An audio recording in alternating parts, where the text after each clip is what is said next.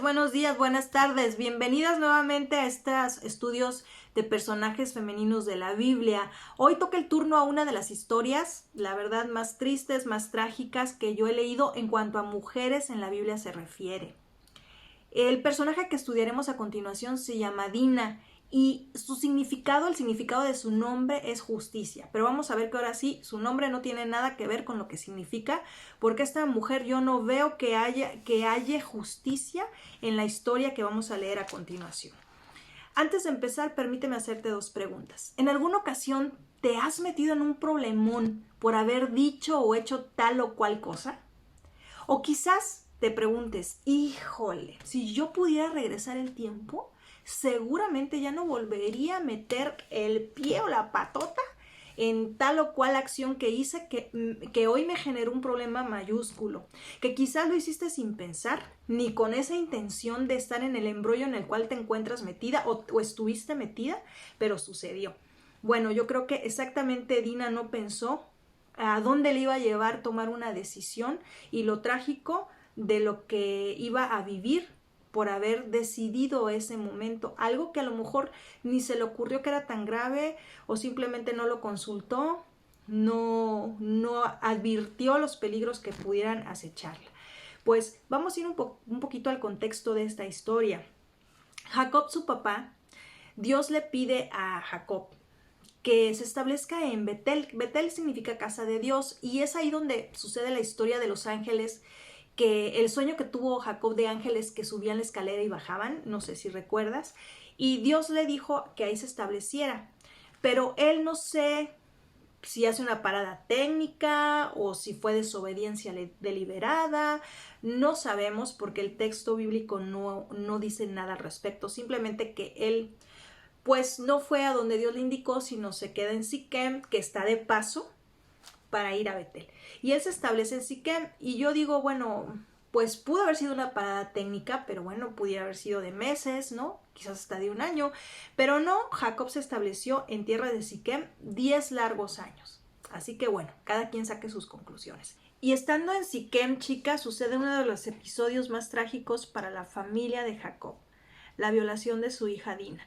Vamos a leer el versículo del 1 al 4 del capítulo 34 del Génesis.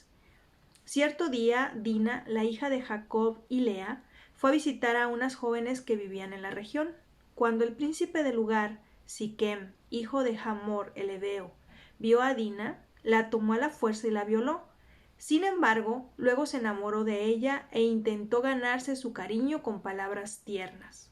Le dijo a su padre Hamor, consígueme a esta joven, pues quiero casarme con ella. Entonces Jacob se enteró de que Siquem había deshonrado a su hija Dina, pero como sus hijos estaban en el campo cuidando sus animales, él no dijo nada hasta que regresaron. Del arranque de esta lectura, cómo Jacob no se indigna con lo que sucede con su hija, no se enoja, que era lo que cualquier papá en su sano juicio haría, nos indignaríamos, nos enojaríamos, nos llenaríamos de ira, hasta quisiéramos irnos a vengar, a resolver ese problema. Creo que es natural y es normal si le pasara a cualquiera de nuestros hijos o si es que ya le ha llegado a pasar. Pero el ver una actitud de silencio y de esperar que llegaran sus hijos, ¿como para qué? Yo pienso que estaba esperando que sus hijos resolvieran el asunto. Aparte vemos que nunca va con Dina ni le dice, hija, ¿qué te sucedió? Hija, ¿qué necesitas? O consolarla, abrazarla, decirle aquí estoy. No vemos nada de eso en la escritura. Sin embargo, vemos que estos hombres, estos hermanos de Dina llegan de inmediato llenos de furia y horrorizados, y ellos sí iban a tomar venganza por su propia mano. Y ellos idean un plan. Recuerda que el muchacho que había violado a Dina se enamora de ella y quiere que Jacob, el padre de Dina, pueda negociar con el papá de este joven para poder casarse, ¿no? Y efectivamente el papá de Siquem, del muchacho este que cometió tal atrocidad con Dina, va y empieza a negociar con Jacob. Y fíjate que no solamente le dice que Dina se case con su hijo, sino que él tiene muchas hijas que obviamente eran mujeres que no conocían al Dios verdadero o que simplemente vivían en este tipo de prácticas paganas e idólatras. Y le dijo, mira, ya veo que tú tienes un titipuchal de hijos, Jacob, y yo tengo también muchas hijas. ¿Qué te parece si hacemos trueque? Tú puedes tomar a las hijas que tú quieras para tus hijos. Ahora sí que mi tata pa' mi nana y quedamos todos en paz. Y le dijo, porque mi hijo en verdad se enamoró de tu hija Dina. Volvemos a ver aquí que no dice absolutamente nada Jacob. Sin embargo, vamos a empezar a leer el versículo 8 de Génesis 34. Hamor habló con Jacob y con sus hijos. Mi hijo Siquem está verdaderamente enamorado de su hija, dijo. Por favor, permítanle casarse con ella. De hecho, formemos también otros matrimonios. Ustedes nos entregan a sus hijas para nuestros hijos y nosotros les entregaremos a nuestras hijas para los hijos de ustedes. Todos ustedes pueden vivir entre nosotros. La tierra está a su disposición. Establezcanse aquí y comercien con nosotros y siéntense en libertad de comprar propiedades en la región. El propio Siquem también habló con el padre de Dina y con sus hermanos. Por favor, sean bondadosos conmigo y permitan que me case con ella, le suplicó. Yo les daré cualquier cosa que me pidan. Sea cual fuere la dote o el regalo que exijan, lo pagaré de buena gana. Solo les pido que me entreguen a la muchacha como esposa. Pero como Siquem había deshonrado a la hermana de ellos, Dina, los hijos de Jacob respondieron con engaño a Siquem y a Hamor su padre. Fíjense qué interesante está esta historia. El padre de este joven habla con Jacob y con sus hijos. Y ya vemos que le dice, estoy enamorado, hagamos alianzas, tus hijas para mis hijos y aquí todos felices. Es más, pueden tomar cualquier territorio de donde vivimos, establezcanse, hagamos negocios, aquí no pasó nada. Es más, van a salir de gane porque vamos a hacer alianzas entre nosotros. Y volvemos a ver la falta de liderazgo de Jacob. No vemos que menciona nada, no vemos que se indigna de decir, oye, ¿cómo ofreces eso? Absolutamente nada. Todavía habla el muchacho que cometió esa grave falta con Dina y que la violó. Él también vemos que en el versículo 11 habla y empieza a decir, por favor, sean bondadosas conmigo, yo les voy a dar lo que me pidan, la dote que quieran, pero por favor permiten que yo me case con ella. Vemos nuevamente que Jacob, silencio, no vemos nada. Pero estos chavos, los hermanos de Dina, ya estaban planeando, ya estaban diciendo, no las vas a pagar, chiquito. Esto no se va a quedar así. Vas a ver cómo les va a ir, porque deshonraron a mi hermana. Y pienso hasta aquí, esa falta de liderazgo de Jacob, esa falta de tomar la iniciativa, de tranquilizar los ánimos y sobre todo de ir a preguntarle a su hija Dina, ¿tú qué quieres? ¿Tú cómo te sientes? ¿Qué necesitas, hija? ¿En qué te podemos ayudar? A ver, hijos, tranquilos, queremos oír qué quiere Dina, porque ella fue a la cual se le cometió la falta. Queremos ver ahorita cómo se siente, porque a lo mejor era un tiempo de dejar que pasara su tristeza, lo que le había acontecido, que la apapacharan. No vemos a Lea tampoco por ningún lado, pero no sucede nada de esto. Yo no sé si por falta de esa iniciativa de Jacob como un papá, pues estos chavos que lo conocían ya de siempre, de estar viendo esa historia trágica desde que Lea y Raquel se lo peleaban y que luego le dan a las siervas, pues yo creo que los hijos dijeron, no, mi papá, hemos conocido a mi papá y hemos crecido junto a él, hemos visto que le falta el carácter, así que nosotros vamos a resolver por él. No sabemos, estas son especulaciones, pero es algo que yo deduzco, creo, supongo, de ver la historia en retrospectiva. Y quizás si tú y yo fuéramos los hijos de Jacob, al tener un papá así, pues tomaríamos las mismas decisiones y quisiéramos tomar venganza por nuestra propia mano, aunque no es lo correcto definitivamente, pero a causa de falta de liderazgo, falta de sabiduría, esa falta de paternidad, pues estos muchachos dijeron, con nosotros sí te las vas a ver. Vamos a seguir leyendo. El versículo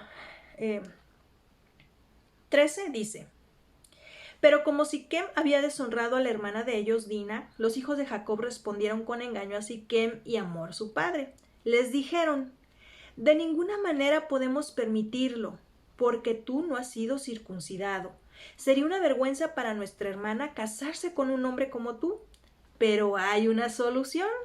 Si todos los varones entre ustedes se circuncidan, como lo hicimos nosotros, entonces les entregaremos a nuestras hijas y tomaremos a las hijas de ustedes para nosotros. Viviremos entre ustedes y seremos un solo pueblo. Pero si no aceptan circuncidarse, tomaremos a nuestra hermana y nos marcharemos. Hamor y su hijo Siquem aceptaron la propuesta. Siquem no demoró en cumplir con el requisito porque deseaba con desesperación a la hija de Jacob.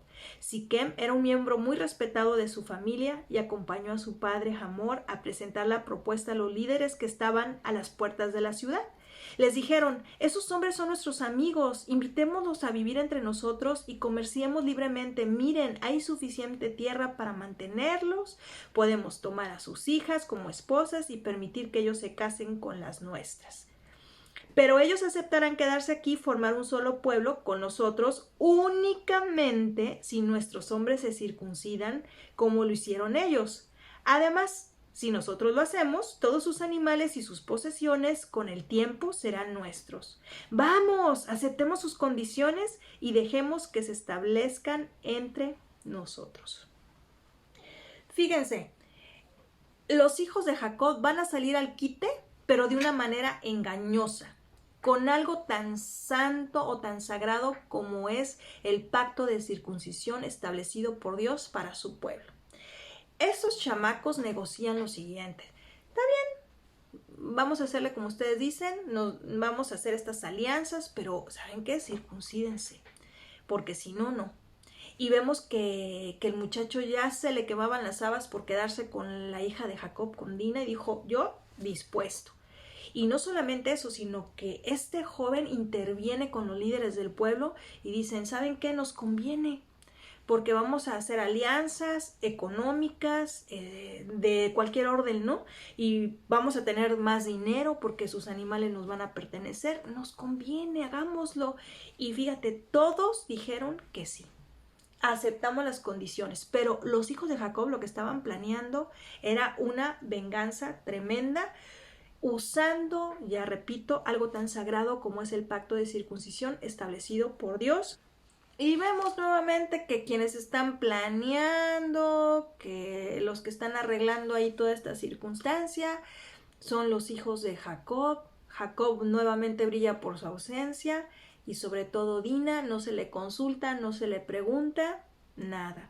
El plan de estos ilustres hermanos de Dina era que al tercer día de la circuncisión, cuando más adoloridos estaban los hombres de ese lugar, los varones, a causa de esa operación, pues al tercer día los iban a atacar, iban a destruir a toda su ciudad, iban a llevarse cautivas a sus mujeres, a sus hijos, destruyeron completamente a esa ciudad.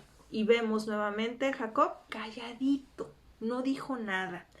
Y dice entonces que Simeón y Leví, hijos de Lea y de Jacob, al tercer día acabaron y masacraron a todos los varones, entre ellos, evidentemente, al muchacho que cometió la deshonra con su hermana y al papá de este joven. Y los mataron a espada, dice la escritura, y después sacaron a Dina de la casa de Siquem. O sea, ya dijeron: aquí tu papá sí va a querer, tus hermanos también, así que pues ya quédate aquí con nosotros, ¿para qué te vas? Sin embargo, dice que la sacaron de casa de ellos y los regresaron al campamento. Versículo 27. Dice: mientras tanto, los demás hijos de Jacob llegaron a la ciudad.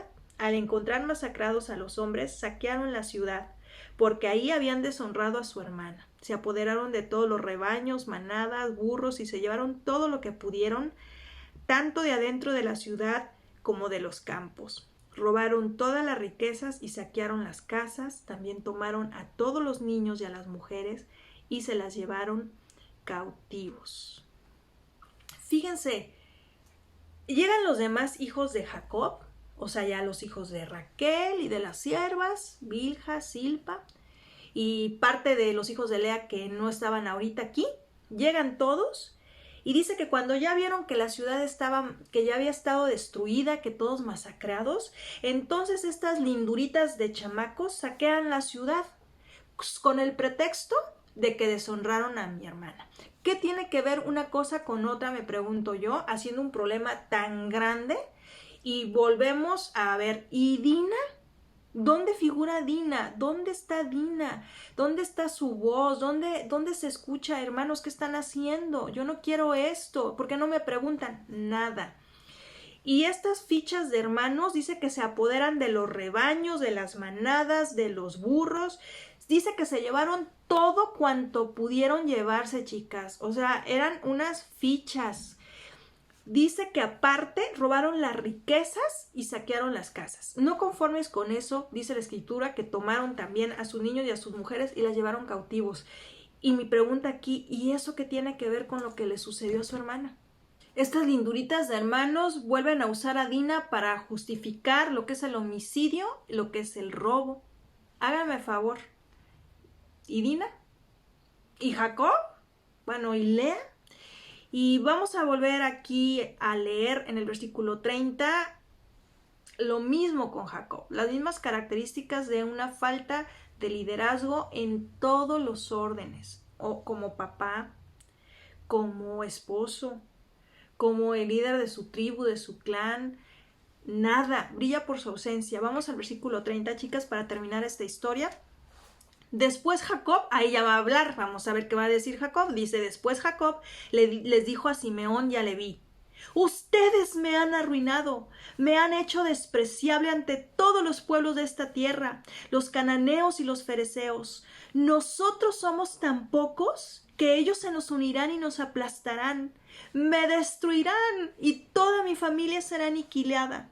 Pero ¿cómo íbamos a permitir, papá, que él tratara a nuestra hermana como una prostituta? Replicaron ellos enojados. Y aquí acaba el capítulo 34 de Génesis y volvemos a ver a un Jacob nuevamente con su falta de liderazgo y solo piensa en él. Solo piensa en él, no piensa en Dina, no piensa ni siquiera en Dios, no piensa en la muerte de los inocentes que sus hijitos provocaron, ni en las mujeres que van a quedar viudas, todo un pueblo que queda viudo. No se dieron cuenta, ni siquiera quiere abrir sus ojos para ver que sus hijos robaron, masacraron, planearon, idearon un plan usando algo tan sagrado, ya habíamos dicho, como lo que es el pacto de circuncisión. Él no, él está pensando en él. Y dice, ¿y qué van a decir de mí? ¿Qué van a decir de mí todos los pueblos de esta tierra? Qué falta de entendimiento, qué tristeza de historia, pero la verdad es que estoy convencida, y yo sé que tú estás convencida, de que Dios deja esas historias ahí para de verdad que nos podamos ver en un espejo, chicas. Hemos venido de familias así, de familias donde el papá brilla por su ausencia, la mamá brilla por su ausencia, o venimos de historias donde la mamá ejerce ese matriarcado y ese control autoritario en casa que nos ha dañado, que te ha dañado a ti, que me ha dañado a mí. O vemos, o tienes tú o tengo yo hermanos que, Dios mío, son unas fichas. Sin embargo, todo Dios lo usa para un propósito, porque Dios hace como Él le place, ya hemos dicho. Y están esas historias retratadas para decir que aún en su humanidad, en su más terrible humanidad, Dios siempre puede hacer algo y sacar algo de provecho de verdad para aquellos que le aman. Y lo único que me quedo pensando es que jamás escuchamos a Dina decir nada. Ni vimos que lloró, no vimos que le dieron chance de quejarse, de expresar qué era lo que ella quería. ¿Qué sintió Dina, chicas? Nunca lo vamos a saber. Podemos especular, repito, pero podemos suponer, pero no sabemos nada de esto. Vemos nuevamente que es necesario que ejerzas tú, si eres mamá de un hogar, si tienes tu esposo, de que impulsemos a nuestros esposos a través de la oración muchas veces a ejercer ese liderazgo. A lo mejor tú no tienes un esposo creyente o no tienes un esposo y te toca a ti ser esa parte esa parte sabia, esa parte donde Dios pueda hablar, donde Dios pueda dirigir, donde Dios pueda restaurar y encauzar nuevamente tu casa, tus hijos. Dios lo puede hacer. Dios es el Señor de los imposibles. Eso que no te quepa duda. Dios puede hacer eso, pero están estas historias tan trágicas, tan terribles, para saber y para que puedas ver que Dios nos ama y que nos acepta cuando venimos sinceramente delante de Él, decimos, Señor, ya la regamos otra vez, ya metí mi cuchara, lo hice mal, decidí sin preguntar, sin ver las consecuencias, sin ver que esta acción o esta decisión de verdad puede ser algo terrible en la eternidad, o puede ser un daño colateral con mis hijos, mi familia. Chicas, que de verdad esta enseñanza Dios nos lleva a la reflexión de que todo lo que digamos, lo que hagamos, antes de verdad lo podamos pasar por el colador de la hermosa palabra y decir lo que voy a hacer o lo que voy a decir o la acción que voy a determinar. ¿Es correcto, Señor? ¿Te agrada? Pareciera que no va a haber nada malo, porque yo creo que Dina esa tarde que salió o esa mañana que salió de casa para ver a las muchachas de esa región, no pensó todo lo que iba a pasar. Sí sabía que era una tierra peligrosa, sabía el lugar donde habían llegado, pero yo creo que ella no con esa madurez que se necesita o con un papá sabio decir, oye, ¿puedo ir? ¿Cómo ves? ¿Hay peligro? ¿Tú qué opinas? Todo esto lo que trajo fue una terrible desgracia y una terrible tristeza a la casa de Jacob y a la casa de sus hijos, que también el ejemplo seguía ahí patente de un papá que nunca hace nada, que no determina nada. Pues estos jóvenes decidieron entrarle al quite y decidieron mal, y aparte decidieron ahí con toda su carne, ¿no? De vengarse, en realidad una venganza como tal, robando, saqueando, masacrando. Una familia sin liderazgo es terrible, una familia que no tiene pues a Dios como gobernándolos, ¿no? Porque tú puedes tener a Dios, puedes ir a la iglesia, pero que el Señor te gobierne tu casa es bien diferente, es poner tus anhelos, tus deseos, tu obediencia a sus pies, es bien diferente. Vemos a un Jacob sin temor a Dios, sin veracidad, sin transparencia como papá, y tarde que temprano, chicas, todo eso da un fruto y lo vemos reflejado en todos sus hijos. Ahí está el fruto que cosechó Jacob en la vida de cada uno de sus hijos. Vimos que ninguno de ellos decidió bien, ninguno de ellos dijo, a ver hermanos, yo creo que lo que vamos a hacer está mal, le vamos a añadir más pena a Dina y vamos a añadir más problemas a nuestra casa, a nuestro padre que ya es mayor. No hubo ninguno que tuviera de verdad tantita sabiduría. Ninguno. Vemos lo que es el fruto de lo que cosechó tantos años Jacob, pues es evidencia en cada uno de sus hijos. Y bueno, pues su esposa, pues también no vemos a Lea, no vemos a Raquel, no vemos a que digan absolutamente nada. Pues, verdad que era una historia bien triste, yo te dije una historia triste, una historia trágica, porque leímos todo y nunca figuró Dina.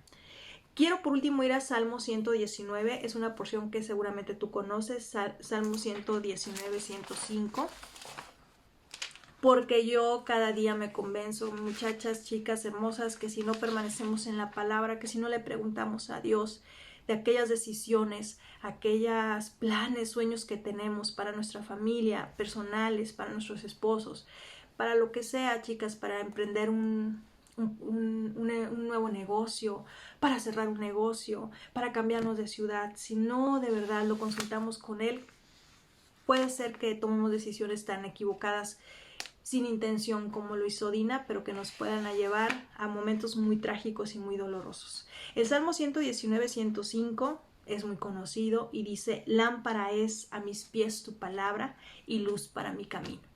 Y eso es lo que tiene que ser la palabra para nosotros, esa lámpara y esa luz que nos dice por dónde caminar y por dónde tenemos que andar.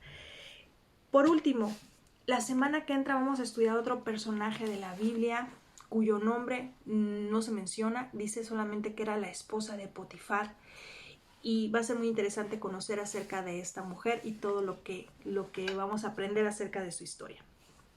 ¿Qué te parece si oramos y le pedimos a Dios que nos llene de sabiduría para no cometer los mismos errores que aquí están escritos o que a lo mejor estás tú pasando, y que Dios sea el que enderece tu barco y que enderece mi barco?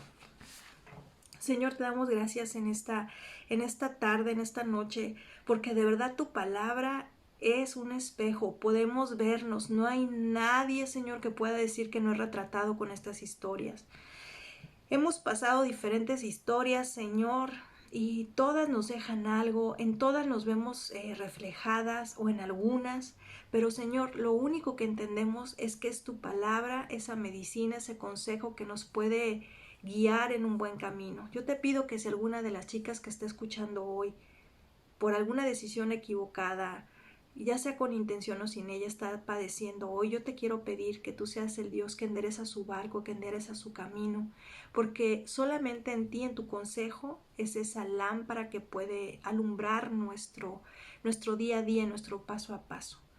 Te doy gracias, Señor, por estas hermosas historias de estas mujeres, Señor. Gracias porque nos sigues hablando. En el nombre de Jesús, toda la honra es para ti. Amén.